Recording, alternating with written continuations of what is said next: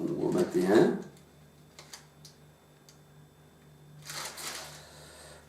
Ah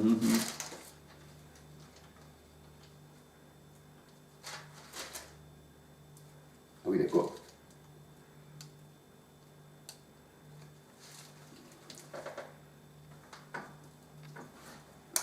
Alors, nombre 21,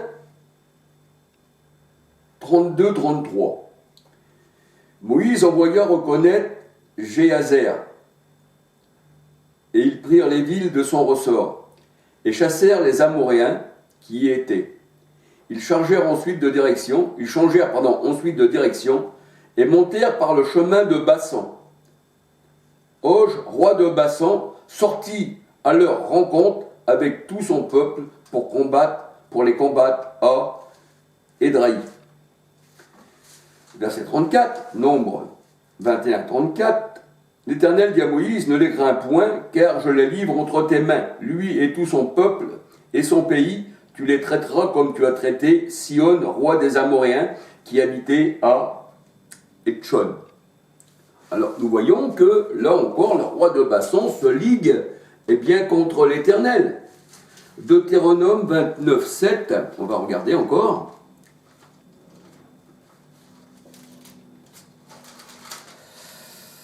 Deutéronome 29, 7. Alors, Deutéronome 29, 7, vous êtes arrivés dans ce lieu, Sihon, roi de Hesbon, et Og, roi de Bassan, sont sortis à notre rencontre pour nous combattre, et nous les avons battus. Nous avons pris leur pays, et nous l'avons donné aux propriétés, aux rues bénites et aux Gadites, et la moitié de la tribu de Manassé. Nous voyons que là, ils se mettent encore contre le Seigneur. Alléluia. Alors regardons encore, parce qu'il est bon de savoir quelques versets, Deutéronome 3, 1 à 13. Deutéronome 3, 1 à 13. Alors là, il est parlé de la défaite d'Og, roi de Bassan. Deutéronome 3, 1. Nous nous tournâmes et nous montâmes par les chemins de Bassan. Og, roi de Bassan, sortit à notre rencontre avec tout son peuple pour nous combattre. Alors, Deutéronome 3, 1, on peut lire, à 13. Nous voyons que, Deutéronome 3, 11, on va lire, Og, roi de Bassan, était resté seul de la race des Réphaïm. Vous voyez, c'est les Réphaïm, c'est de la race des géants. Voici son lit, un lit de fer, n'est-il pas à Rabat, ville des enfants d'Ammon? Sa longueur est de 9 coudées et sa largeur de 4 coudées et d'une coudée d'homme. Alléluia. Donc on peut dire que c'est comme ça. Et nous voyons aussi que, dans la parole de Dieu, que ces taureaux, parce que taureau ça veut dire pousser, ça veut dire enlever, ça veut dire combattre contre le Seigneur, ce sont des rois de Bassan. Alléluia.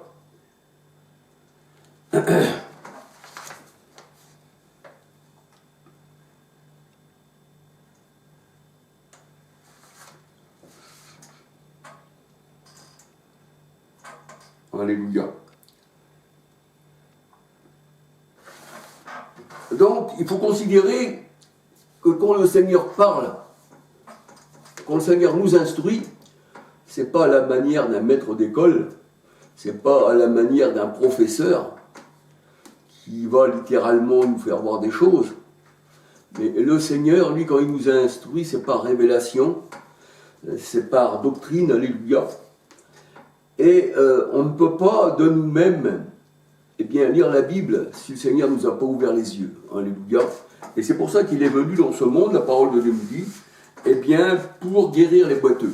Vous savez qu'un boiteux, c'est quelqu'un qui ne sait pas où il va. C'est comme Élie avec les 400 prophètes de Baal. Élie disait, pourquoi boitez-vous de chaque côté? Parce que tu ne sais pas où tu vas quand tu boites. Tu es indécis, tu ne sais pas.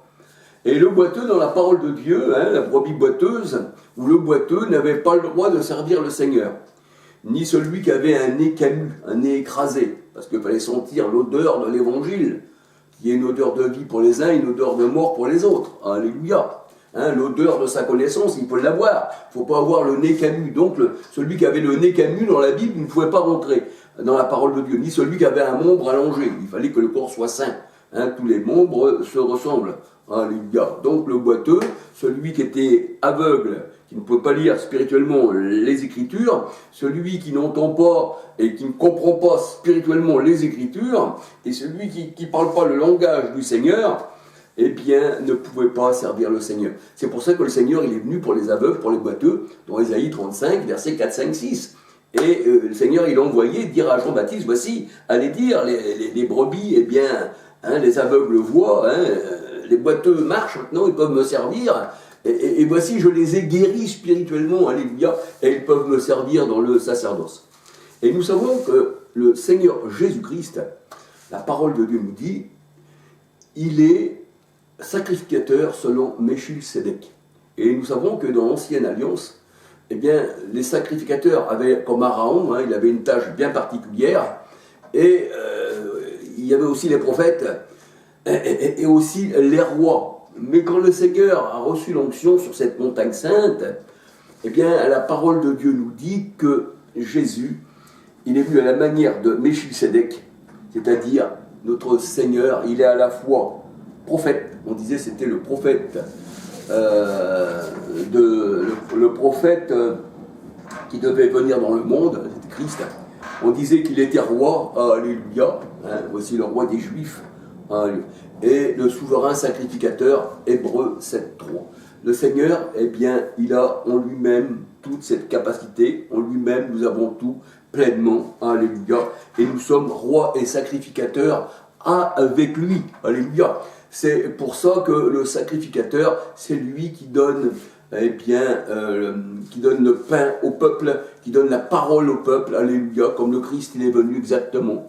Il a dit, je donne mon corps, celui qui me mange, celui qui boit mon sang, ceci représentait, eh bien, le repas du Seigneur, ce que les religieux appellent la scène, mais ceci c'était spirituellement, d'ailleurs il le dit le Seigneur dans Jean 6, si on lit tout Jean 6 à partir 31 à 63, les paroles que je vous ai dites sont esprit et vie. C'est-à-dire, c'est sûr et certain qu'on n'allait pas mordre, on n'est pas des cannibales bien dans le corps de Jésus, et puis boire son sang, on n'est pas des vampires, mais c'est spirituellement qu'on en juge. Alléluia. Bien, je voudrais m'arrêter là, que le Seigneur vous bénisse, que le Seigneur vous garde. Je ne sais pas si j'ai parlé d'une manière où les gens vont comprendre, mais ceux qui auront des oreilles, qui auront été guéris par le Seigneur, et puis qu'ils auront eu le cœur lavé d'une bonne conscience, que dans leur cœur ils ne sont pas rebelles, alléluia, et que l'Esprit, eh bien, les dirigera exactement là où le Seigneur le veut, alléluia, parce que la parole de Dieu nous dit que il y a une seule foi, un seul esprit, un seul chemin et un seul peuple, alléluia. Et si vous êtes des gens de la maison de Dieu, eh bien, vous comprenez les paroles du Seigneur, alléluia. Soyez bénis, que le Seigneur vous bénisse, alléluia. Et ne soyez pas des taureaux de bassin, au contraire, soyez des brebis du Seigneur, des véritables brebis, dont le berger, l'Éternel est mon berger, le psaume 23. Jésus dit, je suis le bon berger, dans Matthieu 10, verset 1 à 16. Il n'y a pas dans la parole de Dieu deux troupeaux où l'Éternel aurait son troupeau, puis que Jésus ne serait pas l'Éternel, et puis il aurait aussi un troupeau. Eh bien, il n'y a pas de berger dans la parole de Dieu. Il n'y a pas de lumière.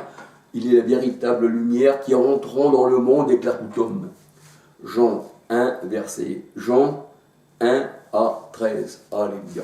Eh bien, soyez bénis du Seigneur. Et puis, une autre petite vidéo, si Dieu permet, alléluia.